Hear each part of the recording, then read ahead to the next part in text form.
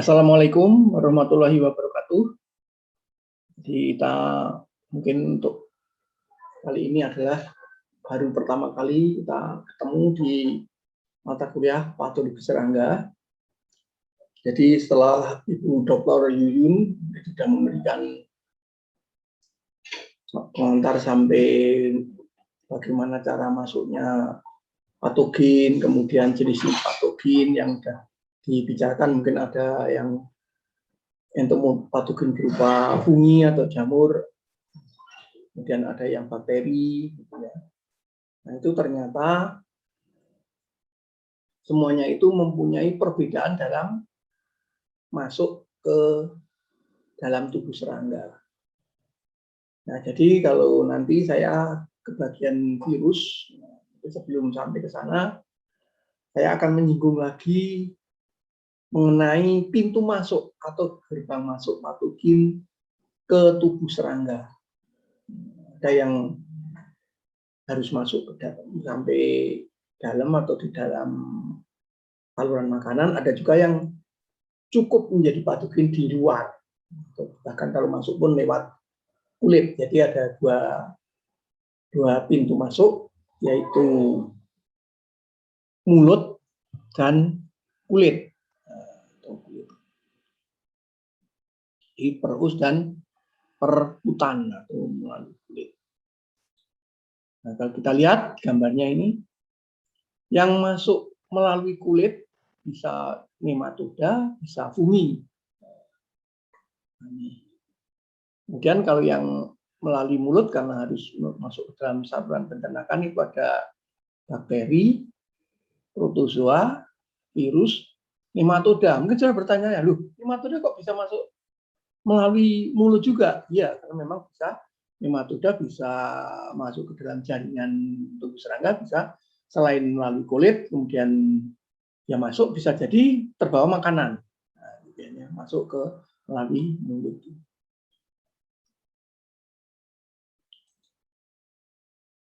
Bagaimana penularan virus? Ya, kita lebih spesifik ke virus atau viruses atau penyakit serangga yang disebabkan oleh virus.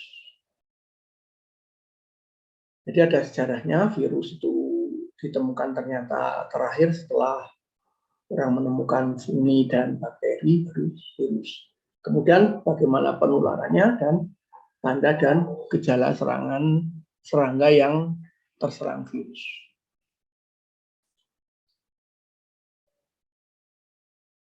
Nah, awalnya jadi virus itu ditemukan setelah orang itu menemukan mikroskop. Jadi ada mikroskop, kemudian mikroskop elektron. Nah, waktu itu karena virus itu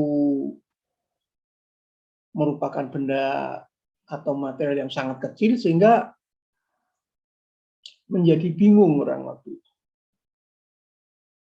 Bingungnya seperti apa? Apa ini termasuk makhluk hidup atau bukan hidup? Karena kalau diletakkan di luar makhluk hidup juga tidak bisa berkembang biak. Tetapi mengapa di dalam makhluk hidup bisa berkembang biak? Nah, karena itu menjadi kebingungan. Oleh karena itu waktu itu virus itu digolongkan sebagai organisme antara hidup dan mati. Jadi antara organ hidup dan organisme yang mati. Dikatakan hidup karena bisa mereproduksi. Tetapi dikatakan mati karena tidak bisa hidup tanpa makhluk hidup yang lain. Nah, kalau untuk sementara, untuk virus-virus yang ada kapsulnya atau terbungkus, itu bisa bertahan saja. Nah, kemudian kapsul pembungkusnya itu ada tersusun dari DNA atau RNA. Jadi kalau umumnya itu makhluk hidup itu ada DNA dan RNA, DNA dan RNA, ini hanya salah satunya saja. Nah, ini kalau bentuknya ada virus, kemudian ada polyhedron, nukleokapsid.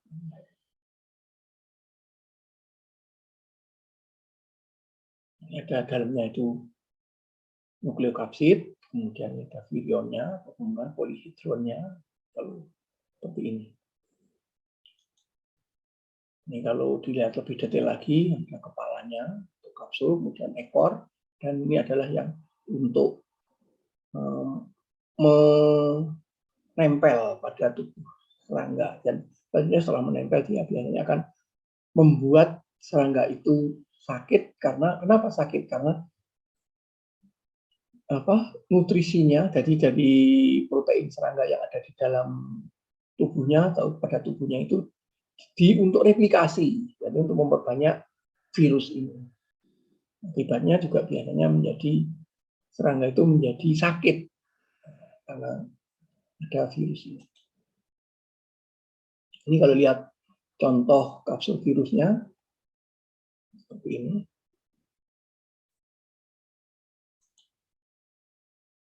Kemudian kalau penularannya seperti tadi kita misalnya ada daun yang dimakan oleh ulat, ya, dan daunnya itu mengandung virus, biasanya akan terbawa.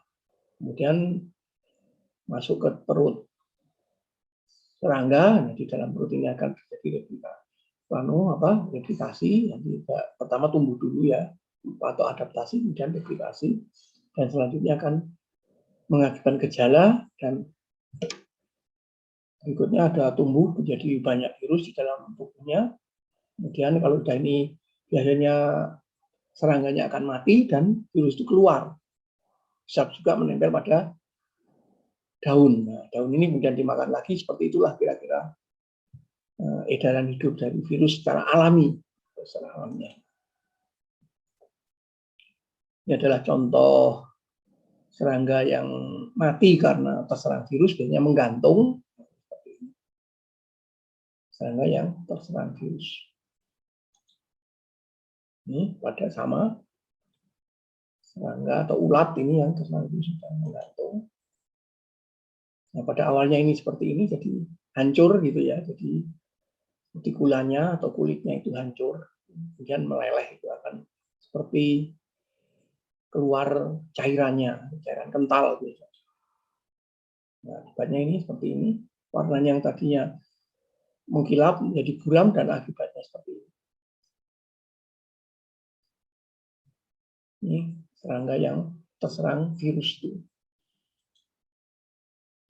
Demikian juga misalnya kita lihat ini ular yang sehat, dia makan sini. Kemudian setelah itu terserang. Nah, setelah lemas, kemudian dia juga akan biasanya ini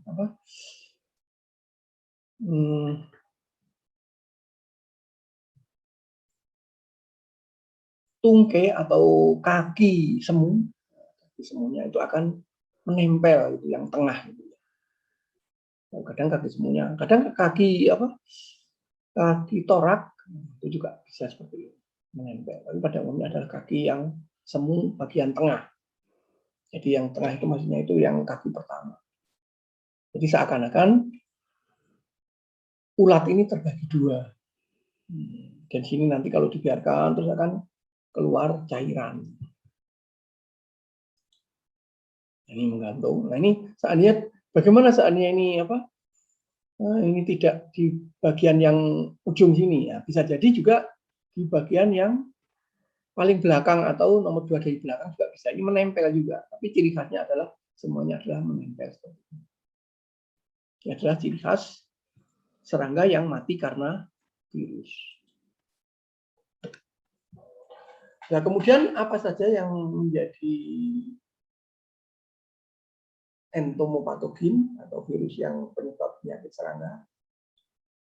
Itu yang paling dikenal, yang sekarang sudah termasuk banyak yang mengenal, adalah jenis bakulovirus yang terdiri dari 2 genera, yaitu nukleopolyhedrosis virus atau NPV dan granulosis virus atau GV.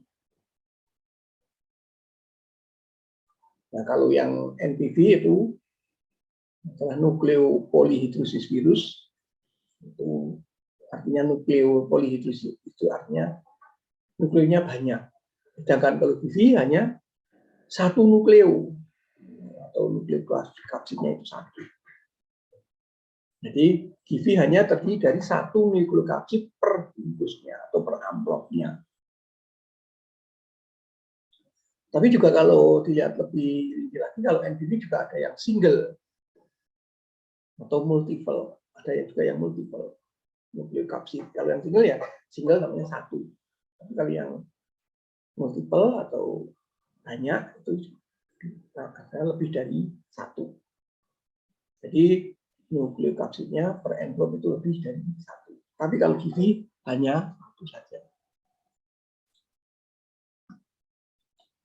Nah, gejala yang penyakit yang disebabkan oleh virus NPV ini adalah ulat. Jadi ulat yang terserang virus tadi bergerak tidak normal. Jadi biasanya bergerak ke ujung tanaman. Bahkan sebelum sampai ujung biasanya membalik lagi, kemudian ke ujung lagi. Nah, baru setelah berkali-kali bolak-balik biasanya berhenti pada ujung. Waktu itu sudah mulai lemah. Mengapa demikian? Karena selalu bergerak tetapi tidak makan. Nah, akibatnya juga tubuh lembek, karena tidak makan dan terserang virus, tubuhnya menjadi lembek atau hancur. Dan integumen berubah warna, kemudian dan menjadi gelap. Nah, kemudian juga kalau mati, jadi seperti tadi kita gambar tadi, Pak kita mengatakan adalah mati menggantung. Ini kita lihat matinya adalah mati menggantung. Nah, menggantungnya ada yang tengah, ada yang pada dekat dengan abdomen atau ujung abdomen. Tapi semuanya ciri khas dari yang terserang virus NPV ini adalah menggantung. Ini adalah gambaran seperti tadi, bagaimana suara virus itu menyebar pada tubuhnya, tubuh serangga. Kemudian kalau yang terserang granulosis virus atau GIVI, ini sama, mirip juga, tampak pucat, tidak mau makan, bersama. Tapi integumennya itu ada bercak, atau ada bayangan bintik-bintik, jadi ada sejenis luka, berupa titik. Dan kalau dari permukaan ventralnya, ventral itu berubah warna, jadi cenderung memutih atau kuning keputihan seperti susu. Nah, kemudian sama dengan yang tadi itu juga terjadi hancur, Pak, atau integumennya hancur atau meleleh gitu ya. Seperti apa ya? Ada keluar cairan ya. Itu integumennya hancur artinya. Kemudian ada juga jenis yang lain atau iridovirus. Ini seandainya terkena sinar, ciri khasnya itu larva yang terserang iridovirus itu biasanya berpendar, seperti ya ada warna-warni seperti pelangi. Nah, kemudian yang menjadi sasaran iridovirus juga berupa jaringan lemak, tapi semuanya hampir sama ya, jaringan lemak. Kemudian ada butir-butir hemosit yang terserang oleh iridovirus ini. Ya, kemudian kalau seperti tadi itu, kalau tubuhnya yang ada keluar cairan itu berpendar atau seperti pelangi, kalau yang tadinya tidak pelangi, ini kalau disinari seperti pelangi, warna-warni. Nah, bagaimana cara mengaplikasikan virus itu? Misalnya kita akan mengembangkan virus untuk aplikasi pada tanaman. Jadi ada tanaman yang nanti diduga terserang, yang mungkin sehat, kemudian nanti diduga akan terserang berbagai jenis ulat. Nah, ini bisa kita mengisolasi, misalnya dari tanaman bawang merah gitu. Kita ambil, misalnya di situ kita temukan ulat yang mati karena virus dengan ciri-ciri yang menggantung. Kemudian kalau iridovirus juga misalnya diberi sinar itu lelehannya atau ulatnya itu seperti ada cairan yang warna-warni. Nah ini kita isolasi, jadi bangkai ulat atau kadaver yang terinfeksi virus kita kumpulkan.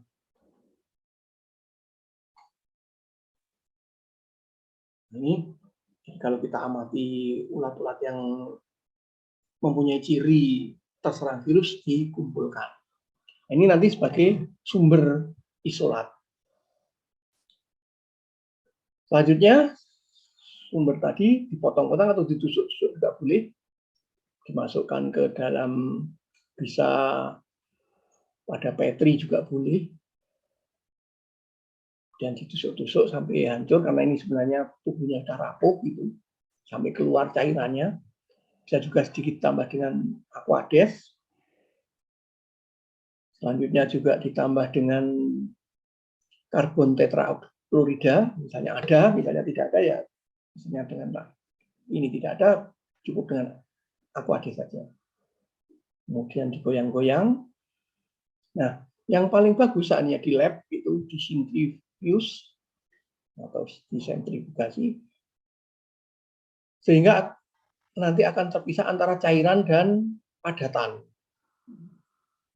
kalau di sentrifuge ini. Tapi saatnya tidak, nanti kita diambil secara misalnya alami, jadi kita tidak punya lab, misalnya petani gitu, tidak perlu di sentrifuge, tapi cukup dengan mengambil dari bangkai yang kita tusuk-tusuk tadi dan sebagai sumber isolat atau sebagai sumber patogen yang siap untuk ditambah air dan disemprotkan. Tapi kalau ini untuk lab, nah ini di sentrifuge. Selanjutnya, benda-benda intrusi akan didapat di antara CCl4 dan air.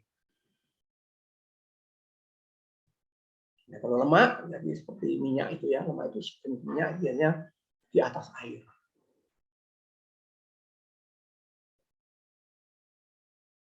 Nah, kalau di lab ini, lemak dan airnya itu karena hanya mengandung sedikit ya, virus, itu bisa tidak digunakan. Tapi yang biasanya banyak digunakan adalah yang yang bagian bawah. Jadi benda-benda yang waktu di centrifuge itu bagian yang lapisan yang bawah, atau yang kita sebut benda-benda infusi. Kemudian diambil benda-benda infusinya, yang bisa dengan berupa ya spatula yang steril, kemudian disuspensikan dalam air dan disentrifuge lagi. Ini kalau misalnya di lab. Tapi kalau di lapangan misalnya kita akan ya tidak perlu seperti ini, tapi diambil semua saja boleh. Nah, kemudian diaplikasikan. Kalau di lab itu perlu pengujian kan. Bisa yang paling bagus adalah larva instar 2 yang untuk diuji. Mengapa instar 2? Karena instar 2 itu yang paling sering makan atau rakus makan. Dan dimasukkan dalam kotak yang siap dengan daun. Nah, biasanya di daun ini nantinya daun yang sudah diberi atau disemprot dengan cairan yang sudah ada NPV-nya. Nah, sebelum dimasukkan ke dalam daun yang sudah semprot tadi, biasanya tidak diberi makan selama lebih kurang 4 jam. Sehingga begitu dimasukkan, langsung makan. Nah, kemudian kalau daunnya tadi bisa disemprot atau dicelupkan ke cairan yang ada NPV-nya. Kalau daun-daun tadi yang disemprot NPV atau yang sudah dicelupkan, kemudian diletakkan pada tempat yang sebagai sebagai kandang atau tempat untuk makan nanti ya, untuk makan ulat Spodoptera tadi. Jadi begitu daun-daunnya dimasukkan ke dalam kotak pemeliharaan. Nah, setelah larva yang sudah dikuasakan, paling bagus STAR2 itu langsung dimasukkan. Nah, larva biasanya langsung makan. Nah, setelah makan itulah saat-saat virus itu ikut masuk ke dalam perut ulat bersamaan dengan makanan. Nah, kemudian setelah yakin ulat itu makan, diamati. Bisa daunnya bisa berupa daun, misalnya yang paling mudah dicari bisa daun bayam, juga kalau daun bawang juga boleh, bisa langsung dimakan. Dan begitu makan, kemudian diamati gerak-geriknya atau perilakunya, seperti apa gejala awalnya. Yang tadinya misalnya INCAR 2 atau 3 atau bahkan 4 itu. Mungkin awalnya itu terlihat mengkilap. Apa perubahannya? Kemudian gerak-geriknya juga, apakah dia jalannya menjadi tidak teratur, kemudian seperti apa nanti diamati. Nah, biasanya tubuh yang tadinya itu kelihatan mengkilap menjadi berangsur-angsur pudar, kemudian rapuh, kemudian bahkan membengkak jadi menjadi bengkak dan pucat. Nah, disinilah biasanya di sini diakhiri dengan kematian. Nah, setelah sampai mati, berapa yang mati, kita lihat persentase kematian larva itu. Nah, berapa yang mati? Misalnya pengamatannya tiap hari, ya hari pertama sampai hari terakhir, bahkan sampai misalnya ada yang tidak mati dan bisa menjadi pupa berapa, bahkan ada yang mungkin sempat menjadi imago. Jadi persentase yang mati kita hitung. Jadi dengan cara serangga yang sakit, kalau sakit saja dilihat, dipisah kalau serangga sakit. Dan jumlah serangga. Yang serangga mati juga dihitung, serangga yang mati berapa. Nah, nanti ada persentasenya karena persentase kali 100%. Nah, kemudian kalau yang akan diujikan ke lapangan itu mempunyai standar, jadi dari pengujian di lab tadi, sekurang-kurangnya 50% serangga yang kita ujikan, jadi misalnya minimal untuk serangga misalnya 30, di kematian itu lebih dari 15, atau kalau persentasenya lebih dari 50%, itu ada yang bisa kita aplikasikan di lapangan. Sedangkan yang misalnya kurang dari 50% itu dianggap tidak begitu virulen atau tidak begitu ganas, sehingga kita hindarilah kalau bisa mencari yang lebih bagus. Nah, kemudian dilihat juga misalnya ada serangga yang tidak mati tetapi gagal molting atau gagal ganti kulit itu berapa. Nah, ya biasanya juga yang gagal ganti kulit juga ujung-ujungnya akan mati juga. Kemudian yang gagal menjadi pupa berapa. Dan yang terakhir adalah gagal menjadi ngengat. Ini pada hari keberapa peristiwa ini terjadi. Nah, itu dicatat menjadi tambahan untuk dalam pengujian NPV ini. Jadi ini adalah salah satu cara memilih NPV yang kira-kira bisa diaplikasikan di lapangan. Jadi mulai dari awal gejalanya, kemudian kematiannya seperti apa, kemudian setelah itu adalah seleksi mana yang akan digunakan. Mungkin saya kira untuk aplikasi atau memilih sampai ke lapangan itu seperti itu. Jadi mulai dari lapangan ke lapangan itu saya kira seperti itu. Jadi dipilih yang benar-benar virulensinya atau membuat kematian atau tingkat kematian lebih dari 50%. Ini adalah yang tadi pada uji laboratorium. Nah, biasanya kalau uji laboratorium itu sudah mencapai 50%, ya mungkin di lapangan juga bisa membunuh ya sekitar 50%. Mudah-mudahan seperti itu. Dan saya kira kuliah hari ini cukup sekian. Kita lanjutkan minggu depan dengan materi yang masih mengenai terus. Saya kira cukup sekian. Terima kasih. Assalamualaikum warahmatullahi wabarakatuh. Selamat belajar. Semoga sukses.